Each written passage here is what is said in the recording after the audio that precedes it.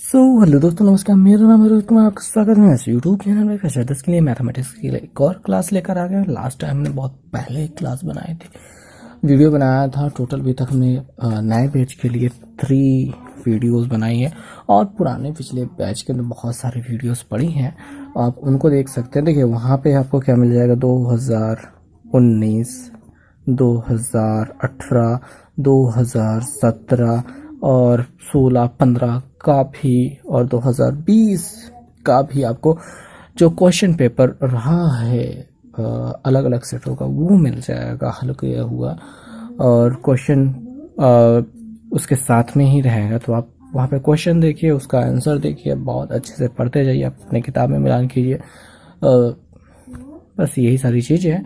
वैसे आपके पास अगर अरिहंत की बुक है, ठीक है, अरिहंत की ये वाली बुक है, तो ये वाली बुक में पीछे आपको मिल जाता है कुछ सेट, जैसे कि इस किताब में, पिछली किताब है तो 2019 का यहाँ पे सेट दिया गया है और 7 सेट होते हैं, सातों के सातों सेटों। तो आप वहाँ से भी पढ़ सकते हैं। 2019 का हल करके 17 का हल करके हमने रखा है। तो वो सारी चीज़ें बात की बात हो गई। अभी हम बात करेंगे, हमने लास्ट क्लास में स्टार्ट किया था अपना बहुपद चल रहा था, और बहुपद में हम ये प्रश्नावली 2 है तो 2.1 की हमको शुरुआत करनी थी। इनफैक्ट हमने शुरुआत कर भी थी और दी थी, और कुछ क्वेश्चन हमने बता भी दिए थे, और अभी हम उसी क्वेश्चन को आगे बढ़ाएंगे। और वो वाला क्वेश्चन वीडियो तो फेस पर था, मतलब कि बोर्ड पे हम पढ़ा रहे थे, पर वो उतना ज़्यादा अच्छा नहीं था, लाइटिंग नहीं थी, बहुत बेकार लग रहा मेरे। अभी हमने यहाँ पे कॉपी पर ही इंतज़ाम कर लिया। अभी देखिए फेस वाला वीडियो बनाने में होता क्या है कि लाइटिंग की पूरी व्यवस्था देखनी पड़ती है, आवाज़ भी ना आए, बाहर की नॉइज़ ना हो, और बहुत सारी चीज़ें मैटर करती है। यहाँ पे होता है क्या, थोड़ा सा आसान पड़ जाता है और हम लोग आराम से देख लेते हैं। तो ये सारी जो भी आपको चाहिए ये प्लेलिस्ट में आपको मिल जाएगा। ढेर सारी प्लेलिस्ट हमने बना के रखी हैं, आप मेरे चैनल पे जाके वहाँ पे प्लेलिस्ट में जाकर ढेर सारे इन सारी चीज़ों को देख सकते हैं। अभी यहाँ पे हम शुरुआत करते हैं। ढेर सारी बकवास कर चुके हैं, सब्सक्राइब करने को मैंने नहीं कहा, बट यही हुई। तो ये रही अपनी प्रश्नावली 2.1, ठीक है। तो यहाँ पहला जो है, बहुपद के प्रकार बताइए, घात के आधार पर किस प्रकार की बहुपद होती है। तो अधिक यहाँ पे बहुपदों में से प्रत्येक बहुपद की घात बताइए। तो यहाँ पे घात हमको बतानी है। सबसे बड़ी घात क्या दिखाई दे रही है, 5, तो यही इसका घात है, बहुपद की घात 5, इतना सा लिख देना है और कुछ नहीं करना है। यहाँ पे घात के आधार पर यहाँ पे बहुपद के प्रकार का नाम लिखना है। अधिकतम घात 2 दिखाई दे रही तो द्विघात बहुपद, ऐसे ही आपको देखना है। यहाँ पे बटे वाली गिनती में थोड़ा सा काट देना है, भैया भाग कर देना है, घातें कम हो जाएंगी। उसमें विस्तार करके हमने आपको बताया था, इसको बात को छोड़ते हैं। अभी बात करेंगे यहाँ पे तीसरे क्वेश्चन के कह रहे हैं कि किस मान के लिए बहुपद 2x² + x + k का शून्यक 3 होगा। शून्यक के बारे में हमने बहुत अच्छे से चर्चा की थी कि चर राशि का वह मान जो जिसको रखने के बाद बहुपद क्या होता है, शून्य हो जाता है, वो उसका शून्यक कहलाता है। यहाँ पे अपना शून्यक 3 दिया गया है, तो k का मान क्या होगा। तो इसको थोड़ा सा हल कर देते हैं। वैसे पिछली वीडियो में हमने इसको हल किया था, लेकिन एक बार फिर से चलिए हल करते हैं। तो यहाँ पे हम देख रहे हैं कि बहुपद बराबर 2x² + x + k दिया गया है। अब हमने आपको पहले भी बताया था, फिर से बता देते हैं कि जो भी बहुपद होता है उसको हम px करके लिख देते हैं। तो ये बहुपद को लिखने का प्रकार हो गया। जो शून्यक दिया गया है वो x की वैल्यू होगी, ठीक। अब ये शून्यक है तो इसका मान जब रखेंगे, यानी कि हम px में x की जगह पे p3 रखेंगे तो वो क्या हो जाएगा, 0 के बराबर हो जाएगा। यानी x का मान रखते ही, x का मान 3 रखते ही क्या होगा, ये 0 के बराबर हो जाएगा। तो यही एक बेसिक सा फंडा है, और इसी के बाद आगे चलता जाएगा। यहाँ पे बड़े आराम से हमें उत्तर मिलेगा। देखेंगे कैसे मिलेगा। p3 का मतलब क्या होता है, देखिए px है, px, ठीक है। अपने पास px बराबर क्या है, 2x² + x + k, ये है। अगर हम p1 की बात करेंगे तो आप क्या करेंगे, 2 ऐसे लिखेंगे, x की जगह 1 लिखेंगे, स्क्वायर है तो स्क्वायर लगाएंगे, प्लस x है तो x की जगह 1 लिखेंगे, प्लस k है तो k की जगह k लिखेंगे। ये तो हो गया p1। ऐसे अगर p3 की बात कर रहे हैं तो जहां जहां x आपको दिखाई देगा वहां वहां क्या रखेंगे, बिल्कुल सही, 3 रखेंगे। तो रखते हैं 3। पहले बात 2 है तो इसे 2 रख दिया, फिर x है तो x की जगह 3 रख दिया, घाते 2, प्लस एक्स की जगह 3 रख दिया प्लस के बराबर 0। बस हो गया काम। अब थोड़ा सा काम और कर देना है, उसके बाद उत्तर मिल जाना है। यहाँ पे 2 गुणते 3 त्रिका 3 की घाते 2 बराबर 3 त्रिका 9 प्लस 3 प्लस के बराबर 0। 9 दूनी 18, 18 3 कितना होता है भाई? 18 3 21 हो जाता है, प्लस के बराबर 0 हो रहा है। के बराबर अगर आप उसको उधर ले जाएंगे तो आपको मिल जाएगा -21। ये आपके के का मान हो गया। बस इतना सा उत्तर हो गया आपका। तो चौथे सवाल को अगर आप ध्यान से देखेंगे बिल्कुल वही चीज है। बहुपद दिया गया है fx, जहाँ पे हम px लिखते हैं वही fx लिखा है। ax² - 3a - 1 x प्लस 1 का शून्यक 2 है, तो a का मान ज्ञात कीजिए। इसको आप खुद कीजिए, बिल्कुल ऐसे ही कीजिए, बहुत ही प्यार से आ जाएगा उत्तर। पांचवी सवाल हम बताते हैं क्योंकि ये थोड़ी सी बस 2 सेंटीमीटर बड़ी है पिछले वाले सवाल से। क्या है कि यदि बहुपद 3x² - 2kx प्लस 2m, ठीक है, यहाँ पे k और m दो अलग अलग चर राशियां आई हैं। के शून्य के हैं 2 और 3 है, यहाँ पे 2 ही शून्य दिया है। ऊपर वाली दोनों सवालों में केवल 1 शून्य दिया गया था, यहाँ पे 2 शून्य दिए गए हैं। तब के का मान, के तथा m का मान ज्ञात कीजिए। तो इस प्रकार के सवाल जितने भी होंगे बिल्कुल ऐसे ही लगने वाली हैं। कैसे, देखिए। तो जी यहाँ पे हमने लिख लिया है बहुपद जो है। अब आप जानते हैं कि बहुपद को px से लिखते हैं, तो हमने px से लिख दिया है। जहाँ पे आपने पिछले वाले चौथे सवाल में देखा था वहाँ पे fx था, वहाँ पे हम fx ही लिखेंगे, ठीक है। अब यहाँ पे हम px भी लिख सकते हैं, fx भी लिख सकते हैं, अपनी मर्जी होती है, जैसा मन का वैसा लिखते हैं। शून्य दिया गया है, यहाँ पे देखेंगे शून्य जो दिए गए हैं वो x का मान होते हैं और दोनों ही होंगे यहाँ पे। तो x बराबर आपका 2 भी काम करेगा और x बराबर आपका 3 भी काम करेगा, दोनों स्थितियों में काम करेगा। अब इस स्थिति में अब हमने चूंकि इतना सब कुछ ले लिया है, जब से ये शून्य दिए गए हैं, अब चूंकि ये शून्य है इसलिए क्या हो जाएगा, f2 का मान क्या होगा, 0। देखिए 2 का मान। अब देखिए कुछ बच्चे यहाँ पे कंफ्यूज होते हैं ये कि पहले वाले x की जगह 2 रखेंगे, दूसरे वाले x की जगह 3 रखेंगे। ऐसा नहीं करना है। हमको जब 2 लेना है तो दोनों जगह 2 रखना है, जब 3 लेना है तो दोनों जगह 3 रखना है। कैसे करना है अभी ध्यान से देखो। f2 बराबर 0, यानी यहाँ पे हमने क्या fx माना था, अब f2 वहां पे रख रहे हैं तो 0। तो यहाँ पे हमने 3 रखा, गुणते 2 की घाते 2 बना दिया x, देखें इसकी जगह 2 की घाते 2 - 2k। अब देखिए माइनस लगाया, 2 रखा, k तो वैसे ही है क्योंकि k का मान हमको ज्ञात करना है। x की जगह पे अब 3 नहीं रखेंगे, यही वाला जो 2 रख रहे थे ना, ये वाला 2, ये वाला 2, वही 2 फिर से रखा जाएगा। प्लस m, 2m है, m का तो मान निकालना है, बराबर 0। ये दिखाई दे रहा है ना, यही वाली गिनती यहाँ पे बराबर 0 किया है। अब 2 दूनिया 4 मिल जाता है, -2 दूनिया 4k प्लस 2m बराबर 0। 4 3 12 -4k प्लस 2m बराबर 0। अभी क्या करेंगे कि 12 को उधर भेजना चाहें भेज सकते हैं, या फिर सभी में 2 से भाग कर देते हैं। यहाँ पे लिखेंगे दोनों पक्षों में 2 से भाग करने पर। ऐसा क्यों किया गया, भाग क्यों किया गया? क्योंकि हम देख रहे हैं 12 4 2 सभी 2 से कट जाएंगे, हम यहाँ से 2 कॉमन ले सकते हैं, ठीक है। और 4 से हमने क्यों नहीं किया, क्योंकि 4 से 2 नहीं कट पाएगा। छोटी छोटी गिनती से जिससे सभी कट जाए उनको उससे काट देना चाहिए ताकि गिनती छोटी हो जाए। अभी यहाँ से 2 से काटने के बाद 6 बचेगा, यहाँ पे 2 दूनी 4 होता है, 2 के बचेगा, और यहाँ से 2 काटने के बाद 1 ही m बचेगा बराबर 0। इसको समीकरण 1 बना लीजिए। यहाँ पे हम पक्षांतर कर सकते थे, थोड़ा सा इधर उधर कर सकते थे, पर जाने देते हैं, बाद में देखेंगे, अभी कौन सी जल्दी है हमें, ठीक है, बारात में थोड़ी ना जाना है। आगे हम लिखेंगे f3, इसलिए f3 बराबर 0। f3 का मान भी जब रखेंगे तो वो 0 होगा, यानी x की जगह पे, ठीक है, x की जगह पे 3 रखना शुरू करते हैं। तो यहाँ पे 3 था, तो यहाँ पे रखेंगे पहले तो अपना 3 गुणते 3 वहाँ पे स्क्वायर, -2k था तो 2k रख दिया, x की जगह पे 3 था तो यहाँ पे 3 रख दिया, प्लस 2m था, 2m बराबर 0। बस इतना सा कर दिया हमने। इस वाले में जहाँ जहाँ 2 रखा था वहाँ पे 3 रख दिया बस।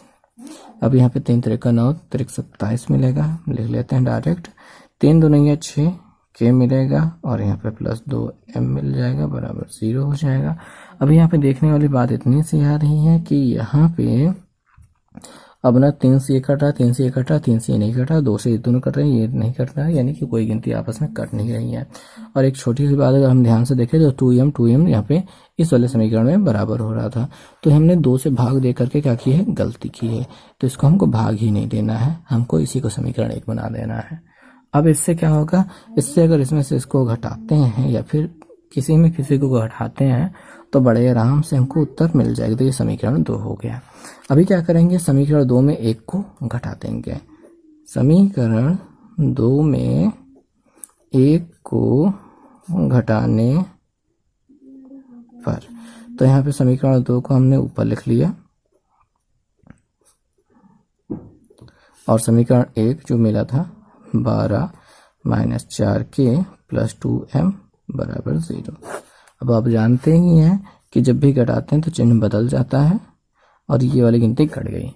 m जो कि कट जा रहा था, इस वजह से यहाँ पे हमने इसको घटाया ताकि बड़े आराम से विलोपन विधि वाला हो जाए और काम हो जाए, घट जाए। तो 27 में 12 को घटाएंगे, 7 में से 2 गया 5, 2 में से 1 गया 1, ये हो गया।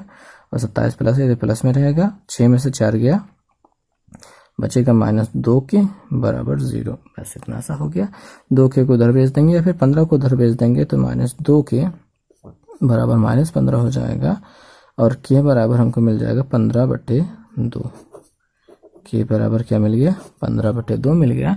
अब चूंकि के का मान मिल चुका है तो हम के का मान किसी भी जगह पे यहाँ पे समीकरण 1 में रख देंगे तो ज़्यादा अच्छा रहेगा।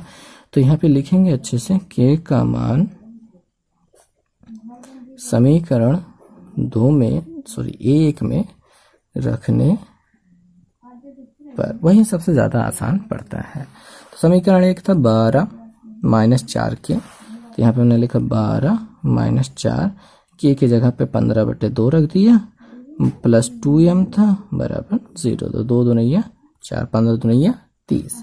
यहाँ पे 12 माइनस 30 प्लस 2m बराबर 0 और 30 12 को घटाते हैं तो 10 में से 2 गया, अपना क्या बचेगा,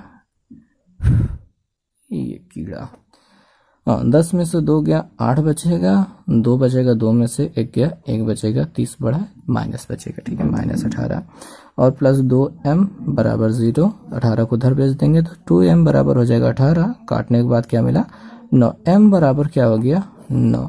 बहुत ही आसानी से ये उत्तर मिल गया है। समझ में तो आ रहा होगा। तो बस क्या करना है, औरों के पास पहुंचाइए भैया ये वीडियो, क्योंकि हम तो और भी कुछ पढ़ा रहे थे, CHS पॉलिटेक्निक की तैयारी करवा रहे थे, यहाँ पे हाई स्कूल का भी पढ़ाना ज़रूरी था। इसके लिए हमने एक अलग चैनल बनाने की कोशिश की, बट फिर सोचा कि क्यों ना इसी पे रखा जाए। अभी फिर कभी देखेंगे उस चैनल पे क्या करना है, अभी तो बन चुका है वो, फिलहाल ये चलने देते हैं। और यहीं पर सारी चीज़ें मिलेंगी, वहाँ पे उस पिछले वाले चैनल पे जो नया बनाया है उस पर 3 वीडियो डाल दी हैं, अब चाहे तो उसको देख भी सकते हैं, रहने देते हैं उसको, फिलहाल यहीं पे सब देखिए और आगे चलते हैं अगले वाले प्रश्न पर। तो दोस्तों यहाँ पे हमको क्या दिखाई दे रहा है, बहुपद के शून्यकों का ज्यामितीय अर्थ बताइए।